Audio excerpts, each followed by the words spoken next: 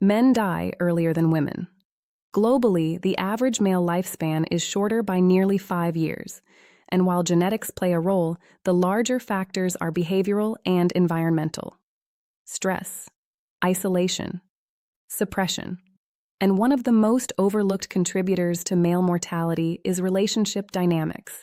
Most men assume their stress comes from work, from financial pressure, from responsibility. And while those things matter, research consistently shows that relationship stress is often more damaging to long-term health than occupational stress.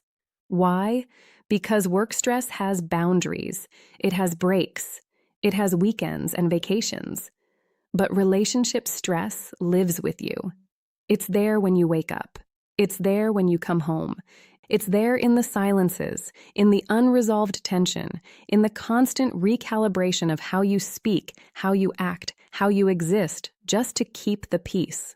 And over time, that stress doesn't just affect your mood, it affects your biology. Some of the habits shortening men's lives are not in their diet, not in their sleep, not in their exercise routine. They are in their relationships. And most men don't realize the damage until years have passed and the consequences have compounded. Today, I'm going to walk you through 5 relationship habits that are quietly eroding your health. Not your happiness, your actual physical health. Your heart, your nervous system, your longevity. And number 5 is the one that matters most, because it's the one that makes every other habit worse. If you've ever felt like your relationship is draining you in ways you can't quite name, this video will give you the language for it. Let's begin. Welcome to Femme Psychology with Emma, where we explore the deeper psychological patterns shaping modern relationships. If you value insight over noise, subscribe.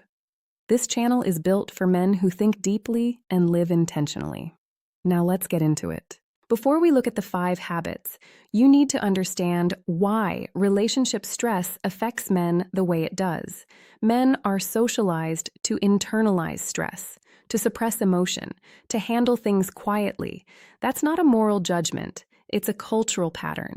And while emotional suppression can be useful in crisis situations, it becomes toxic when applied to chronic relational tension. When a man experiences ongoing conflict, criticism, or emotional instability in his relationship, his body responds with a sustained stress response. Cortisol rises, blood pressure increases, sleep becomes fragmented, the immune system weakens. But unlike women, who tend to process relational stress through verbal expression and social connection, men are more likely to suppress it, to endure it silently. To tell themselves it's not that bad, that they can handle it, that complaining would make them weak. And that suppression has consequences. Studies on divorced men show a significantly higher mortality rate in the years following separation compared to divorced women. Not because divorce itself is lethal, but because men often lose their primary and sometimes only source of emotional support. They isolate. They stop talking, and that isolation accelerates health decline. But here's what most people miss. You don't have to be divorced for this dynamic to harm you. If you're in a relationship characterized by chronic tension, unresolved conflict, or emotional instability, your body is already paying the price. A man can survive intensity. What he cannot survive long-term is emotional instability without resolution. So when I talk about habits that shorten your life, I'm not being dramatic. I'm talking about measurable biological harm that accumulates over time and manifests as disease. Let's look at the 5 habits. The first habit is living in a state of constant emotional conflict.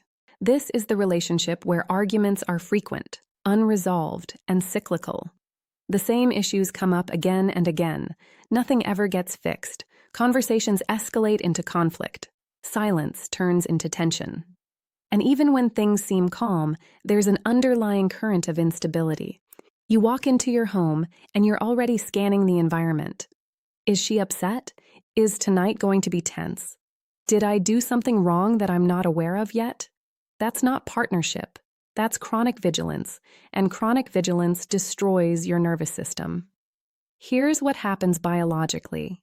When you live in ongoing conflict, your body remains in a heightened state of arousal. Your sympathetic nervous system, the fight or flight response, is activated more often than it rests. That means your heart rate stays elevated. Your blood pressure remains high. Your cortisol levels don't return to baseline. Over weeks, months, and years, this creates wear and tear on your cardiovascular system. It increases your risk of hypertension, heart disease, and stroke. It disrupts your sleep, which prevents your body from healing and recovering. And it suppresses your immune function, making you more vulnerable to illness. Let me show you what this looks like in daily life. You come home after work. You're tired, but not just physically. You're emotionally braced because you don't know what version of the evening you're walking into. Will it be calm? Will it be tense? Will something small turn into something big? You say hello. Her response tells you everything. Short, clipped, distant. You know what that means? So you adjust. You become careful with your words. You avoid certain topics. You try to de-escalate before anything even starts. But the conflict happens anyway.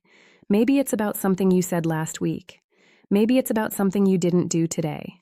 Maybe it's about nothing at all, just accumulated tension looking for a release. And afterward, there's no resolution. Just exhaustion.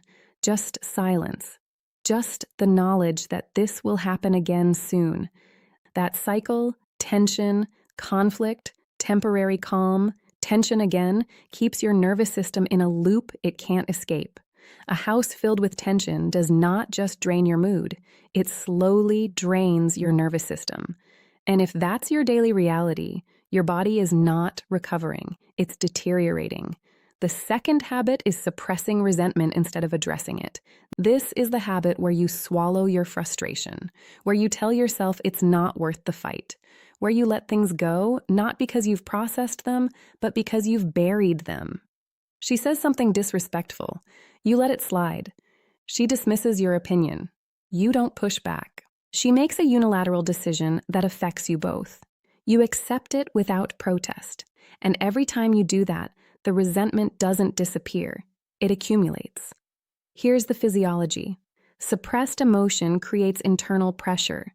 Your body still generates a stress response. Your heart rate increases, your muscles tense, your breathing becomes shallow, but because you're not expressing or releasing that emotion, it has nowhere to go. So it stays in your body. Over time, this manifests as physical symptoms: tight jaw, chronic headaches, digestive issues, muscle tension that never fully releases. And psychologically, it leads to what's called learned helplessness. You stop believing that speaking up will change anything, so you stop trying. And that passivity deepens the resentment, which deepens the suppression, which deepens the physical toll. Let me give you the picture. You disagree with a decision she made. It's not catastrophic, but it affects you. You think about saying something, but then you remember the last time you brought up a concern, the defensiveness, the escalation, the emotional exhaustion that followed. So you say nothing. You tell yourself it doesn't matter, that you're being mature by letting it go, that keeping the peace is more important than being right. But internally, something shifts. You feel a little smaller, a little more distant, a little more resigned. And that feeling doesn't go away. It settles into your body like sediment.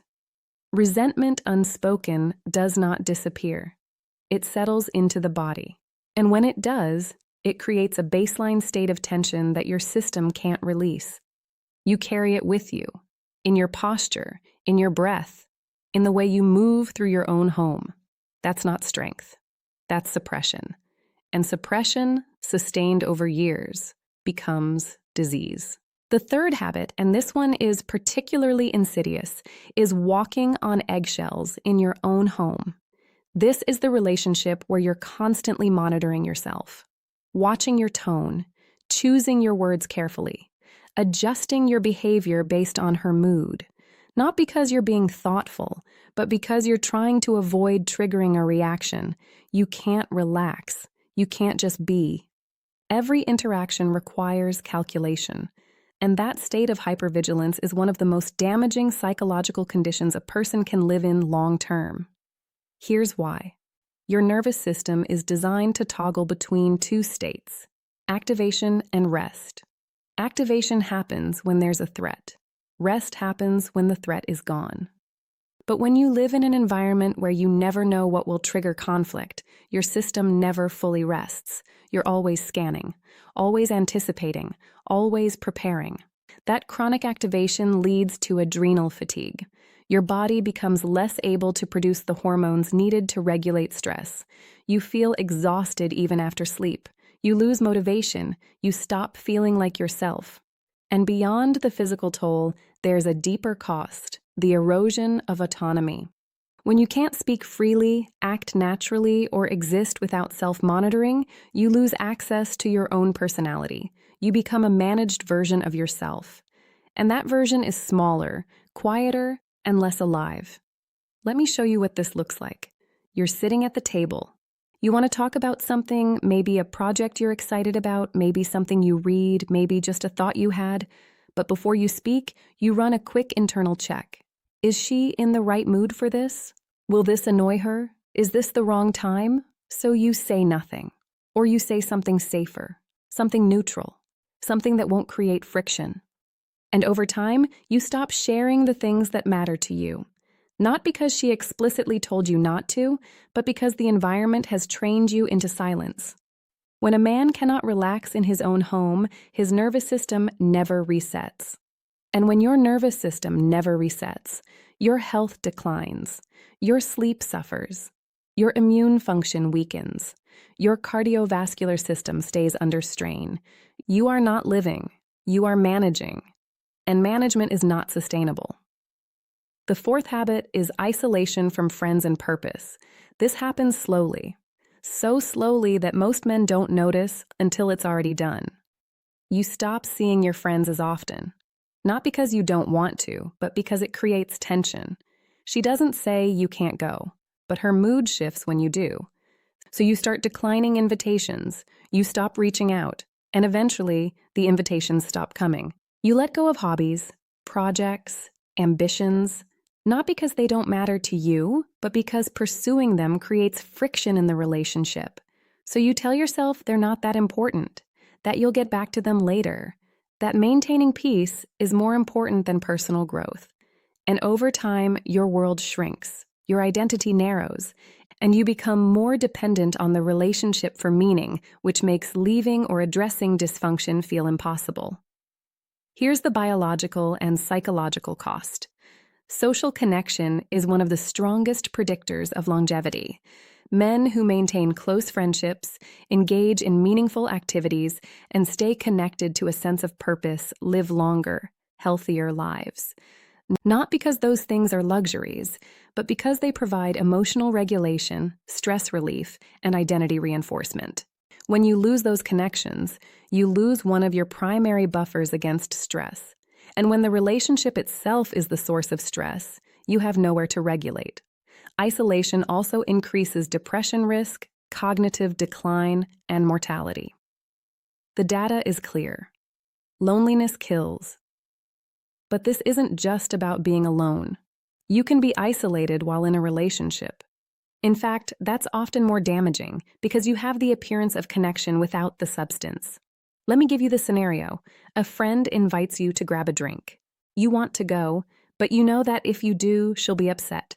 Maybe she won't say it directly, but you'll feel it in her tone, in her distance, in the subtle withdrawal that lasts for days. So you decline. You tell your friend you're busy. And he understands at first, but it keeps happening. And eventually, he stops asking. Now you're home, with her. But the resentment you feel toward her, toward yourself, creates emotional distance. So you're not really together. You're just coexisting. When a man loses his tribe, he loses one of his strongest biological protections. And without that protection, stress becomes unmanageable. Health declines, and life becomes smaller. Now we come to number 5, and this is the habit that makes all the others worse. It's the habit of abandoning yourself to preserve the relationship. This is when you stop voicing your needs, when you compromise your values to avoid conflict, when you shrink your ambitions to make her comfortable, when you tolerate disrespect because addressing it feels too costly. You tell yourself you're being mature, flexible, understanding, but what you're really doing is erasing yourself, and that erasure has a cost that goes far beyond the relationship. It affects your mental health, your physical health, and your sense of identity. Here's the psychology. When a man repeatedly abandons his own needs, boundaries, and values, he develops what's called internal incongruence. There's a gap between who he is and how he's living, and that gap creates chronic psychological stress. You feel dissatisfied, but you can't name why. You feel resentful, but you don't know where to direct it. You feel numb because feeling fully would make the situation unbearable. And that numbness, that disconnection from yourself, is one of the strongest predictors of long-term health decline. Men who lose their sense of self in relationships show higher rates of depression, anxiety, substance use, and cardiovascular disease. Not because they're weak, but because living in contradiction to yourself creates a stress response your body can't resolve. Let me show you what this looks like. You used to have opinions, standards, preferences, but over time, expressing those opinions created conflict. So you stopped. Now when she asks what you want, you say, "I don't care." And you mean it. Not because you're easygoing, but because you've trained yourself not to want anything. You used to have boundaries, things you wouldn't tolerate. But enforcing those boundaries felt like too much work, so you let them go. Now you accept treatment you once would have walked away from. And you justify it. You tell yourself every relationship requires compromise, that no one is perfect, that this is just how things are. But deep down, you know the truth. You've abandoned yourself. And that abandonment is killing you. The habit that shortens a man's life fastest is the habit of abandoning himself. Because when you abandon yourself, you lose the internal compass that tells you when something is wrong. You lose the self-respect that allows you to set boundaries. You lose the identity that makes life worth living. And without those things, the relationship doesn't sustain you. It drains you. If you recognize yourself in any of these 5 habits, I want you to understand something clearly. This is not permanent damage, but it does require intentional recovery.